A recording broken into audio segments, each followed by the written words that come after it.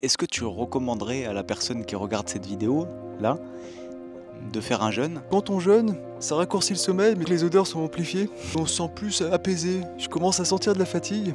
Il y a eu des morts. Moi, je ne sacralise pas le jeûne. Il y a plein d'autres techniques qui peuvent faire extrêmement du bien. Saint Paul, il disait, c'est lorsqu'on est faible qu'on devient fort. Il y a un germe de force dans la faiblesse, et inversement, dans la force, il y a aussi de la faiblesse. Bonsoir. Alors là, on va faire une petite update de la diète de Damien. Comment ça se passe, Damien, la diète, alors? Où est-ce qu'on en est? Et bah, salut Étienne. Pour moi, là, c'est le deuxième jour de jeûne. Alors, même un peu plus, parce que 48 heures, c'était à midi. Et là, voilà, pour tout dire, je commence à sentir de la fatigue. Et je pense que c'est dû à plusieurs raisons. Déjà parce que j'ai encore pas très bien dormi. Ce qu'il faut savoir, c'est que quand on jeûne, ça raccourcit le sommeil, mais ça le détraque aussi un petit peu. C'est-à-dire, des fois on dort très bien et on est en forme le matin, mais si on dort mal, et ben la journée c'est encore plus dur. Voilà, le fait de pas manger. Et voilà, donc pour l'instant, bah, je continue. De toute façon, ça se termine demain midi, donc voilà, il n'y a pas de raison d'arrêter maintenant. Mais j'avoue qu'on est quand même tenté par les différentes odeurs de nourriture. Surtout que les odeurs sont amplifiées. Donc voilà, ça fait envie, mais on maintient le cap. Est-ce que tu as déjà fait un jeûne sec? Jeûne hydrique versus jeûne sec. Qu'est-ce que tu peux dire là-dessus? S'il y a quelque chose à dire. Oui, alors effectivement, j'ai essayé le jeûne sec. Enfin, pas sur des grandes durées, hein, mais c'était pour voir un petit peu l'effet que ça faisait. Alors, c'est vrai que c'est un petit peu différent. Bah oui, parce qu'on boit pas, donc du coup, on se dessèche petit à petit. Alors, je dirais, le problème du jeûne sec, justement, c'est que si on part faire un effort physique, enfin voilà, une grosse randonnée où on transpire beaucoup, ben, on peut se mettre en danger. Voilà. Et notamment en ce moment, il fait très chaud. Enfin, on avait plus de 30 degrés aujourd'hui à la montagne. Et donc, quand j'étais arrivé, moi, au sommet de ma petite randonnée que j'ai pu faire, j'avais vraiment soif. Je le sentais. Donc voilà, pour moi, c'est pas forcément un truc très naturel, mais c'est vrai qu'il y a des personnes qui disent que bon, elles ont moins faim. Et puis, c'est vrai que ça peut aussi accélérer des fois certains processus. Mais moi, on va dire, là, je l'ai pas fait pour faire des exploits. Euh, ce que, en fait, le jeûne sec, ça peut être intéressant, mais je pense qu'il faut vraiment se connaître et savoir ce qu'on fait. Il y a eu des morts. Voilà, c'est pas très courant, mais moi j'en connais qui étaient pourtant des gens très dans l'hygiénisme et tout, enfin très dans la santé, hein, qui faisaient attention, mais voilà, et peut-être qu'elles avaient des objectifs d'ego et voilà, le souci, c'est qu'il faut quand même écouter le corps. Voilà, déjà dans le jeûne normal et encore plus dans le jeûne sec, je pense. Après, qu'est-ce qu'on peut ajouter d'autre? Bah, la différence avec l'hydrique, oui, l'hydrique c'est peut-être un peu plus doux, voilà, c'est ça. Mais moi, je vois pas la différence sur la sensation de faim. J'ai pas l'impression que jeûne sec, ça coupe plus la faim que le jeûne hydrique. Ça, pour moi, c'est une légende. Après, au niveau des effets, c'est vrai que c'est peut-être le ressenti est peut-être un peu différent, mais Du coup, au niveau du deuxième jour, t'as pas plus faim que ça, finalement. Pas plus que hier. Aujourd'hui, non, j'ai pas tellement eu faim. Contrairement à hier, voilà, aux heures des repas, bah, je sentais voilà, que ça gargouillait. Bah, ça, c'est l'habitude, hein, c'est les bactéries qui demandent. Non, aujourd'hui, ça allait mieux. Par contre, voilà, ce que j'ai senti, c'est que le corps avait fait la transition. J'avais plus de sucre, on va dire, ce qui circulait dans le sang. Et du coup, ça a dû faire la transition sur la graisse. Hmm. Et je pense que c'est aussi pour ça que ça m'a fatigué, parce que cette transition, elle n'est pas immédiate.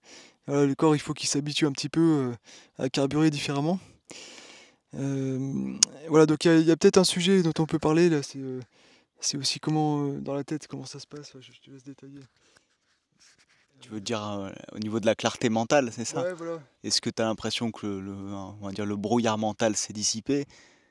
Comment, par rapport à hier ou avant que tu aies commencé le jeûne, comment tu sens? Est-ce que tu as retrouvé, je sais pas, est-ce que tu as plus foi en la vie maintenant qu'avant? Ou qu'est-ce que ça a changé à l'intérieur?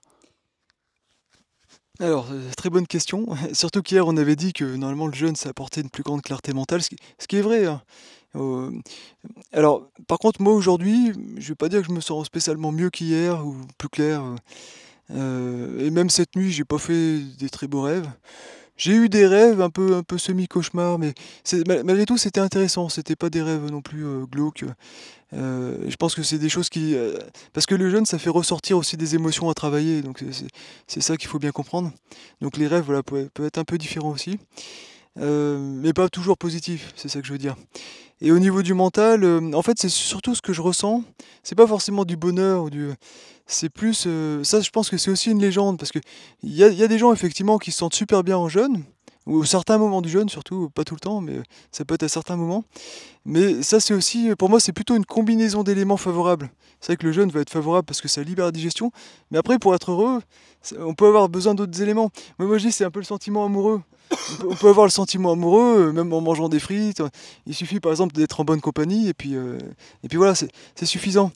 Et des fois, c'est pareil, en mangeant quelque chose qui nous fait vraiment plaisir, on peut se sentir super bien aussi, ou alors avec une bonne nouvelle. Donc le jeûne, voilà, ça peut apporter des petits plus à ce niveau-là, mais on peut aussi avoir des gros états où on est en bonne faiblesse, quoi, mentalement, et physiquement aussi.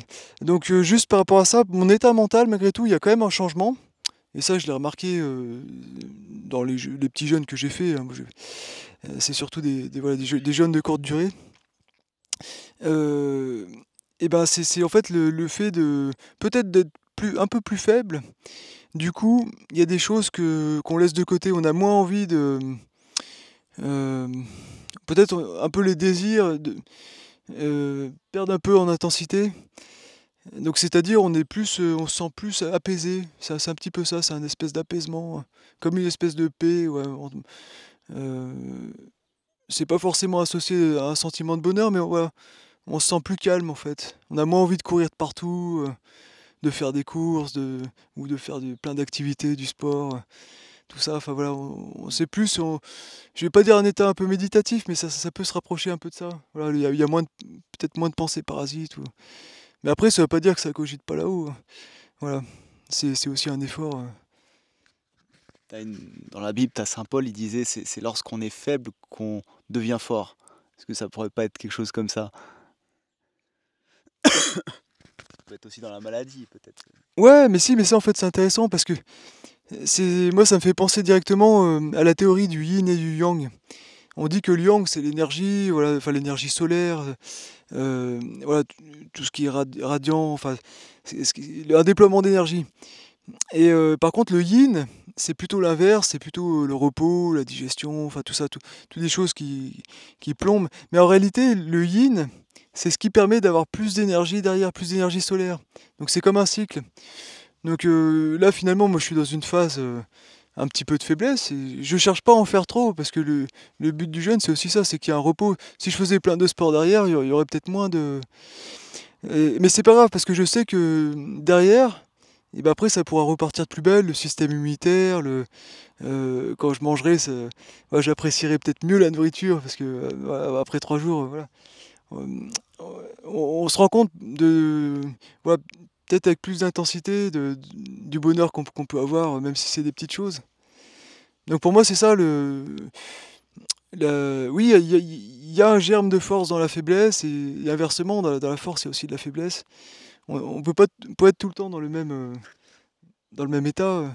Il faut accepter aussi ce qui se présente. Ça me fait penser à quelque chose. Il est dit qu'au bout de 24 heures de jeûne, le corps il sécrète de l'hormone de croissance. Qu'est-ce que t'en penses? Est-ce que t'en as entendu parler? Est-ce que c'est vrai ou est-ce que c'est une info erronée? Si, ouais, c'est ça, je pense que c'est vrai.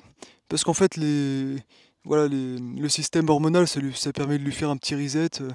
Alors il y a aussi le système immunitaire, enfin tous les systèmes, le système digestif, ça fait voilà, comme une espèce de détox, un petit reset, pas forcément très élevé, mais voilà, ça permet de recalibrer le truc.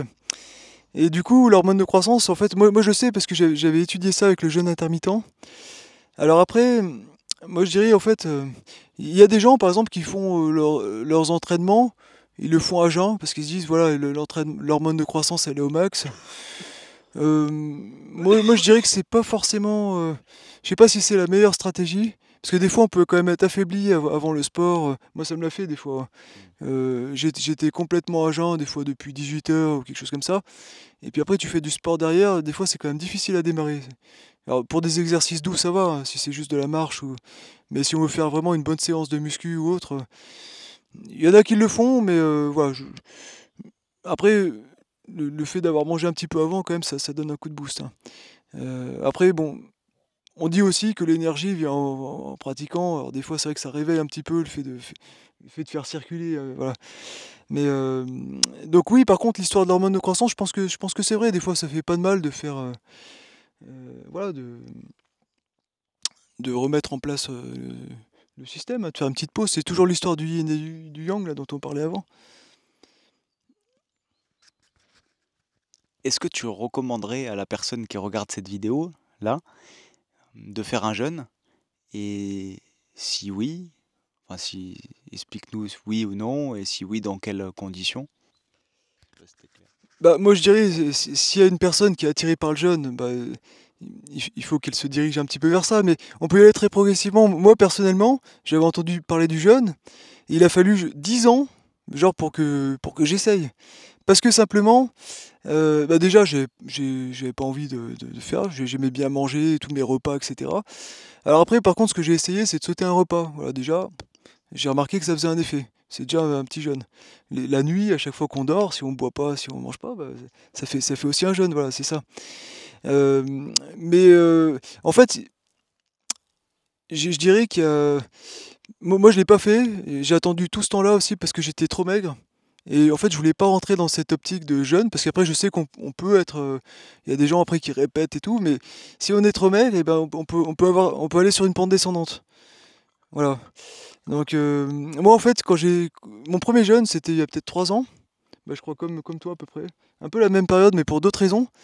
Hem, Étienne c'était au Pérou suite à une diète et moi en fait c'est parce que j'avais eu un souci de santé à un moment et en fait simplement, j'avais pas le choix. J'étais obligé de faire ça parce que je sais plus, j'avais en fait un truc, aux intestins, enfin, je pouvais plus vraiment, m'alimenter comme il fallait et en même temps, fallait régler le truc et donc c'est comme ça, j'avais fait un petit truc de 3 jours. C'était pas très, très long, mais ça m'avait fait un bon effet, voilà et en fait, j'ai vu que j'étais prêt. Simplement, le fait que j'ai fait des jeûnes intermittents avant, voilà, le corps a bien reçu tout ça. Par contre, si on se lance, n'importe comment, moi je pense qu'il faut y aller en fait, tout doux, faut pas se dire: «Là, je vais faire, 10 jours d'un coup», il faut se dire: «Voilà, déjà peut-être, sauter un repas, c'est déjà bien». Et puis après, des fois ça peut être un truc qui peut être intéressant aussi, c'est, bah, comme moi j'ai fait aujourd'hui, c'est quand on est avec un groupe. Parce que du coup, s'il y a un petit souci de malaise ou autre et ben, une personne peut s'occuper de nous, enfin nous voilà, ou nous soutenir, donc ça aussi ça peut aider. Mais après je dirais qu'à l'eau, voilà, c'est quand même, safe donc je veux dire après il suffit de se mettre quand même dans le bon contexte, pas avoir trop de stress non plus, donc je dirais pas que forcément que je recommande, mais si une personne est attirée par ça, qu'elle se renseigne un petit peu dessus déjà avant de se lancer tête baissée, mais après voilà, tout peut bien se passer. Je dirais que c'est même plutôt bénéfique aujourd'hui dans une société, d'abondance où on a tendance à être trop plein et pas forcément, voilà, faire la place au vide. Voilà, après, dernier truc par rapport à ça, moi je ne sacralise pas le jeûne, il y a plein d'autres techniques qui peuvent faire extrêmement du bien. Il y a des gens par exemple qui font des bains froids, moi je sais que je déteste ça, mais voilà, il paraît que c'est excellent aussi pour la santé. Il y a plein de choses. Le sport aussi c'est super bon.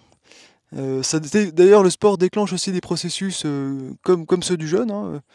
Il y a un passage en cétose, autophagie, enfin surtout pour certains sports d'endurance, mais même ouais, ce sport de force, ça a certains effets. Donc avec la reconstruction tissulaire, etc. Donc voilà, en fait, je pense qu'il faut aller vers les techniques qui nous attirent, tout simplement. Juste un petit point sur le fait de perdre du poids.